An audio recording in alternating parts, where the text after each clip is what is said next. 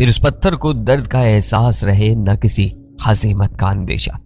मैं गाड़ी में था और जैसे फैसले की सूली पर लटक रहा था। इन दिनों मुझे क्लब छोड़े हुए फिर 3-4 माह हो चुके थे।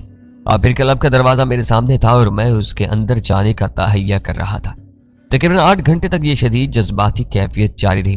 फिर मैंने अपने ही ख्याल को रद्द करना शुरू कर दिया। ज़हन ने मारूजी अंदाज में सोचना शुरू कर दिया।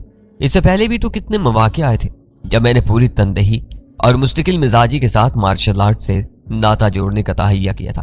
बड़े बड़े इरादे बांधे थे, लेकिन हुआ क्या था? हर बार जब कुछ वक्त गुजर गया था, ज़हन में हजीमत, तैश और पसपाई वगैरह के असरात मध्यम पड़ गए थे। सारे इरादे अपनी ताकत खोने लगे थे और आखिर खत्म हो गए थे। तो क्या इस बार भी यही होगा? ज़हन से जवाब आया, हाँ इस बार भी यही होगा। तुम वक्ती तौर पर फरार हासिल कर लोगे, लेकिन बाकी के सारे मामला यूं के तू रहेंगे, कुछ भी नहीं बदलेगा। मैंने उस अंदाज में सोचना शुरू किया तो मार्शल आर्ट वाली सोच मुझे बचकाना लगने लगी। तो फिर क्या करूं? मैंने बाजुबाने खामोशी खुद से पूछा। कोई 1 घंटे बाद मैं वालिद साहब के दोस्त एडवोकेट सलीम जहांगीर के दफ्तर में बैठा था। मेरे साथ कागजात का पलंदा भी था। सलीम जहांगीर के साथ मेरी तफसीली बात हुई। मैंने इस मामले के सारे कानूनी पहलुओं पर डिस्कस किया। मैंने जहांगीर साहब से पूछा कि अगर हम इस केस की तफ्तीश तब्दील कराना चाहें या फिर वाजी के बाप पर किसी तरह का मुकदमा करना चाहें तो उसके लिए क्या करना होगा। एडवोकेट जहांगीर साहब ने जो तरीकाकार बताया वो खासा हौसला तलब था। उसमें वक्त और पैसा दोनों की वाफिर जरूरत थी। इसके अलावा जवाबी कार्रवाई के अंदेशे भी अपनी जगह मौजूद थे। जाहिर है इस बात की तवक्का तो नहीं की जा सकती थी कि सेठ जैसा बंदा अपने ऊपर होने वाले अटैक के बाद खामोश बैठा रहेगा। एडवोकेट सलीम जहांगीर साहब से मिलने के बाद जब मैं घर वापस पहुंचा तो खुद को पहले से ज्यादा निढाल और कमजोर महसूस कर रहा था। मुझे लग रहा था कि सेठ जैसे बंदे के खिलाफ कानूनी चक्रों में पड़ना और फिर डटे रहना मेरे लिए मुमकिन नहीं था। खास तौर से इस सूरत हाल में के मुकदमे के असल मदई भी अब पाकिस्तान में नहीं थे। रात को खाने की मेज पर सभी मौजूद थे। आरसा भी आई हुई थी। वैसे तो वो चचा चाची की मेहमान थी, लेकिन किसी वक्त फराह के कहने पर ऊपर से नीचे आ जाती थी। मेरे हाथ पर बंधी हुई पट्टी देखकर अम्मी बुरी तरह चौंकी। ये क्या हुआ ताबिश? कुछ नहीं अम्मी, दफ्तर में शीशा लग गया था। अम्मी ने बेताबी से हाथ देखा, लेकिन हाथ तो सूजा हुआ तुम्हारा। लगता है कुछ छुपाया जा रहा है हमसे। आरसा ने हस्बे आदित शोख अंदाज में कहा। क्या मतलब है? मैंने उसे घूर कर बेजार लिया जब मैं कहा। वो मुझे नजरअंदाज करके अम्मी से बोली, आंटी लगता है ताबिश ने कहीं लड़ाई छड़ाई की है। इनकी आंखें भी देखें सुर्ख हो रही हैं। वाकई कहीं लड़ाई हुई है? अम्मी की बेकरारी बढ़ गई। कहीं चोट तो नहीं लगी तुम्हें? ओहो आप परेशान ना हो आंटी, ये मार खाकर नहीं आए, मार कर आए हैं।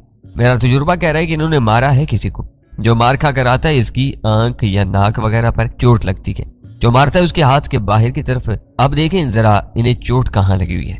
तुम बताते क्यों नहीं? अम्मी ने जरा तेज लहजा में पूछा। आरसा जल्दी से खड़ी होगी। ये मेरे सामने कुछ नहीं बताएंगे और इनको गुस्सा भी काफी आ रहा है। इससे पहले कि उठ कर चले जाएं, मैं ही चली जाती हूँ। वो फराह को हाय कहती हुई मुड़ी। वो घर में भी जीन्स पहनती थी। तराशीदा बाल शानों पर लहराते थे। अम्मी आप इसको क्यों बुलाती हैं यहाँ? मैंने तड़क कर कहा। मैंने बुलाया था भाई, गलती होगी, चलो माफ कर दो। वैसे भी ये लोग मंगल तक चले जाएंगे। फराह ने ऐसी मस्कीनी से कहा कि मेरा पारा काफी हद तक नीचे आ गया। अम्मी की सवालिया नजरें बदस्तूर मुझ पर लगी हुई थी। मैंने उन्हें अपनी चोट के बारे में मुतमईन करने की कोशिश की और काफी हद तक कामयाब रहा। ये गहरी मायूसी और कर्ब की घड़ियां थी। मैं रात को देर तक जागता रहा। घर की छत राधारियों और बालकोनियों में फिरता रहा। सेठ का तनो मंचेरा बार बार निगाहों के सामने आता। उसका तेल में चपड़ा हुआ सर, छोटी छोटी उजड़ आंखें और आंखों में दबी हुई 2 चिंगारियां। अगले रोज मैं इस उम्मीद पर नासिर भाई के सबका मकान पर गया कि शायद प्रॉपर्टी डीलर हाजी साहब के पास नासिर भाई की कोई खैर खबर हो। सरवत की दहलीज के सामने से गुजरा तो एक अजीब सी उदासी ने मुझे घेर लिया। खाली मकानों को बाहर से देखकर ही अंदाजा हो जाता है कि यहाँ कोई मकीन नहीं है और दरो दीवार पर वीरानियों के जाले हैं। छत और बालकोनियों की वीरानी देखकर मेरा दिल खोलने लगा। कभी कोई यहाँ मौजूद था, मुझे देखकर मुस्कुराता था, चिलमनों के पीछे छुपता था और फिर जाहिर होता था। उसकी चूड़ियों की चन, उसकी हंसी, उसकी सरगोशियां, सब कुछ इन दरोबाम में जज्ब था।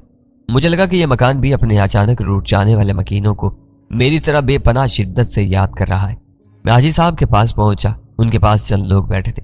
वो चले गए तो मैंने हाजी साहब से पूछा, नासिर भाई की कोई खैर खबर आई है? परसों नासिर का फोन आया था। हाजी साहब ने अपनी ऐनक साफ करते हुए कहा। बता रहा था कि वो फ्रैंकफर्ट के पास किसी कस्बे में है। उसका भाई भी आजकल वहीं किसी फर्म में काम कर रहा है। अपने घर के बारे में पूछ रहा था। मैंने बताया कि 1-2 ग्राहक तो लगे हैं, लेकिन अभी पूरे पैसे नहीं लगा रहे हैं। और क्या कह रहे थे? बस कह रहा था कि पैसों की जरूरत है। वहां कोई छोटा फ्लैट खरीदा है उसने, उसके पैसे देने हैं। उसके अलावा शायद अपनी बहन की शादी वगैरह भी कर रहा है। शादी? मेरे सर पर जैसे हजारों वजनी बम फट पड़ा। हाँ, वहाँ कोई पाकिस्तानी फैमिली है, बता रहा था, बड़े अच्छे लोग हैं, कराची के रहने वाले हैं। तो अपनी रवानी में बोलते चले गए। मैंने खुद को मुश्किल संभाला और डूबती हुई आवाज में कहा, इनकी 2 बहनें हैं ना? किसकी बात कर रहे थे? अभी तो बड़ी की बात ही कर रहे थे, लेकिन बता रहे थे कि बड़े मोहब्बत करने वाले लोग हैं, हो सकता है कि दूसरा रिश्ता भी इन्हीं की तरफ हो जाए। बड़े खुश थे वो, खाजी साहब ने कहा, फिर तवील सांस लेकर बोले, चलो अल्लाह ने करम किया है उन पर। यहाँ तो उनके साथ जो कुछ हुआ है वो सबके सामने ही है। नेक मासूम बच्ची की खबरें अखबारों में छप गईं। मुसीबतों ने घर का रास्ता देख लिया। 2-4 महीनों में घराना उजड़ कर रह गया। अल्लाह पाक हर एक को ऐसी आफतों से बचाए। हाजी साहब बोल रहे थे और उनकी आवाज मेरे कानों तक जैसे कहीं बहुत दूर से पहुंच रही थी। वो कह रहे थे, कभी कभी तो लगता है कि ये मुल्क अब भले मानसों के रहने के काबिल ही नहीं रहा, किसी की पगड़ी महफूज नहीं है। अल्लाह माफ करे, जिस किसी का अस्पताल या थाने कचहरियों से वास्ता पड़ता है उसे दिन में तारे नजर आने लगते हैं। वो बोल रहे थे और कुर्बो जवार मेरी निगाहों में घूम रहे थे। मुझे कुछ पता नहीं चला कि मैं कब अपनी जगह से उठा और कब गाड़ी में बैठकर घर की तरफ रवाना हो गया। ये सब कुछ इतनी जल्दी हो जाएगा मेरे वहमो गुमान में भी नहीं था। देखते ही देखते मेरे और सरबत के दरमियान फासला पैदा हुआ। फिर उसने पाकिस्तान छोड़ा और अब हमेशा के लिए मेरी जिंदगी ही से निकल रही थी। ये किस जुर्म की सजा थी जो मुझे मिल रही थी? मैंने तो उसे दिल की गहराइयों से चाहा था। उसे अपनाने के लिए मैं एक दिन एक एक घड़ी गिन कर गुजार रहा था। अगर अचानक एक नागानी वाकया पेश आया तो उसमें मेरा तो कोई कसूर नहीं था। मैं तो उसकी खातिर पूरी दुनिया से लड़ने के लिए तैयार था। फिर उसने इतनी जल्दी हथियार क्यों डाल दिए? क्यों इतनी तेजी के साथ मुझसे हर नाता तोड़ दिया? मुझे एक मौका भी नहीं दिया। सजाए मौत देने से पहले मुझसे आखिरी मुलाकात भी नहीं की। और नासिर भाई और दीगर लोग, वो सब भी तो पत्थर हो गए। अगले 24 घंटे मेरी जिंदगी के मुश्किल 3 घंटे थे। मैं आंसुओं के सैलाब में डूब डूब गया। अम्मी मेरी हालत देखकर सख्त परेशान थी। वह बार बार पूछती रही, लेकिन मैंने कुछ नहीं बताया। मेरी तबीयत कुछ संभली तो तीसरे दिन मैं फिर हाजी साहब के पास गया। हाजी साहब को तो यह पता नहीं था कि मैं उस्मान साहब की बेटी का मंगेतर रहा हूँ। हाँ, वो इतना जरूर जानते थे कि नासिर से मेरी रिश्तेदारी और दोस्ती के। मैं जानना चाहता था कि हाजी साहब के पास नासिर भाई का कोई राब्ता नंबर आया या नहीं। हाजी साहब ने कहा कि मैंने बहुत पूछा लेकिन उसने नहीं बताया। कहता था कि मैं खुद ही राब्ता करूंगा। इस बात से जाहिर है कि वो अब यहाँ से हर ताल्लुक तोड़ लेना चाहता है। बस ये मकान फरोख्त करने वाली मजबूरी है उसके साथ, वरना शायद वो कभी भी अपनी आवाज भी न सुनाता। आपके फोन पर उनका नंबर नहीं आता? नहीं, बस अंग्रेजी का कोई लफ्ज लिखा होता है। मेरा ख्याल है वो किसी कॉल सेंटर से फोन करता है। मैं उनसे बस एक बार बात करना चाहता हूँ। हाजी साहब, कोई ऐसा तरीका हो सकता है? मैं इससे बहुत पूछता रहा हूँ कि कब फोन करोगे। उसने इस बारे में भी कुछ नहीं बताया। और मैं तुम्हें एक बात और बता दूं, मुझे नहीं लगता कि वो तुम्हारी या किसी और अजीज रिश्तेदार की आवाज सुनकर फोन बंद नहीं करेगा। वो तो मुझसे यहां तक यकीन दहानियां लेता है कि मैं उसकी कालों के बारे में किसी को कुछ नहीं बताऊंगा। अगर मकान बिक गया तो फिर आप क्या करेंगे? हाजी साहब जरा देर के लिए चुप रहे, जैसे सोच रहे हूं कि मुझे बताना चाहिए या नहीं। फिर बोले, अल्लाह बख्शे, उस्मान मुझ पर बहुत भरोसा करता था, नासिर भी करता है। वह मुझे मुख्तार नामा याम दे गया है। मैं उसकी जगह पर कागज साइन कर सकता हूँ। बाकी रही रकम की बात तो वो बैंक के जरिए चली जाएगी। वो कोई अकाउंट नंबर बताएगा, मैं यहाँ से पे आर्डर बनवा दूंगा, या फिर वो जैसे कहेगा वैसा होगा। उस रोज हाजी साहब के साथ तकरीबन 1 घंटा बातचीत होती रही। हाजी साहब जहाँ दीदा शख्स थे, वो जल्दी इस बात की तह तक पहुंच गए कि मेरे साथ उस्मान साहब की बड़ी बेटी की निस्बत ठहरी हुई थी। वो इस सूरत हाल पर कुछ अफसरदा भी हुए। उसके अलावा उन्होंने मुझे कुछ समझाने बुझाने की भी कोशिश की। उन्होंने वही कुछ कहा जो बुजुर्ग ऐसे मौक़ों पर कहा करते हैं। उनकी गुफ्तगू का खुलासा ये था कि इंसान के बस में कुछ नहीं है, इसे न चाहते हुए भी तकदीर के धारे में बहना पड़ता है। बंदे की भलाई इसी में है कि वो अपनी मर्जी को खुदा की मर्जी ही तस्लीम कर ले। हाजी साहब के साथ गुफ्तगू में मुझ पर यह इंकशाफ भी हुआ कि सरबत की शादी गालबन सितंबर अक्टूबर में होनी है। जो कुछ हो रहा था बहुत जल्दी हो रहा था, जैसे एक तेज आंधी थी जो हर आस उम्मीद को उड़ाए लिए चली जा रही थी। 2 दिन में मैं बिल्कुल ही टूट फूट गया था। यूं लगता था कि अंदर की शिद्दत से अब इस तरह बिखरूंगा कि कभी छुड़ ही नहीं सकूंगा।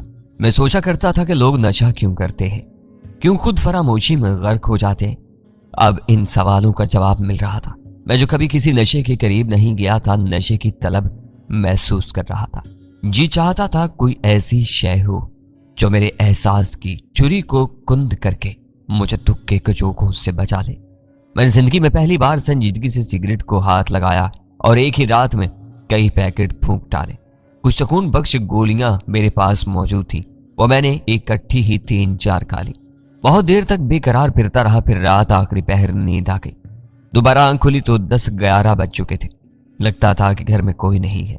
आतिफ तो यकीनन कॉलेज गया हुआ था। अम्मी और फराज शायद बाजार चली गई थी।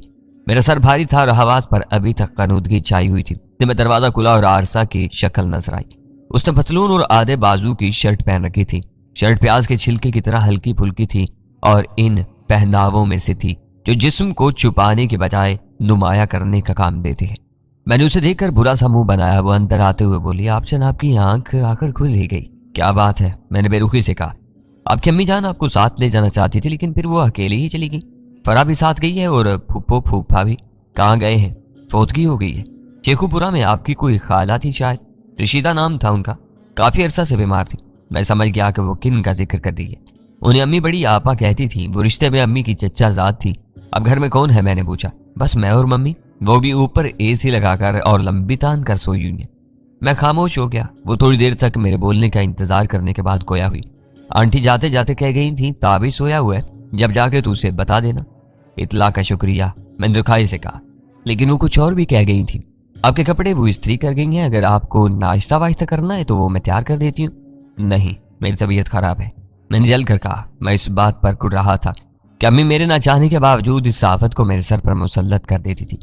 ओहो, क्या हुआ तबीयत को? वो मजीद अंदर आते हुए बोली, सर में दर्द है और अब तुम जाओ प्लीज। मैंने सख्त जल्लाहट से कहा। उसके साथ ही वॉशरूम की तरफ बढ़ा। अचानक मुझे चक्कर सा आया और मैं लड़खड़ा गया। एक कुर्सी से टकराया और जल्दी से सोफे पर बैठ गया। वो काट, क्या हुआ ताबिश? अरसा की आवाज मेरी कानों में पड़ी। उसने सोफे पर बैठकर मुझे शानों से थाम लिया। कुछ नहीं, जरा चक्कर सा आ गया था, मैंने मध्यम सी आवाज में कहा। डॉक्टर को बुलाऊं? नहीं नहीं, अभी नहीं, ठीक हो जाऊंगा मैं सोफे पर नीम दराज हो गया। वो मेरा सर दबाने लगी। मैंने कुछ देर के लिए आंखें बंद कर ली, फिर उससे कहा कि वो जाए।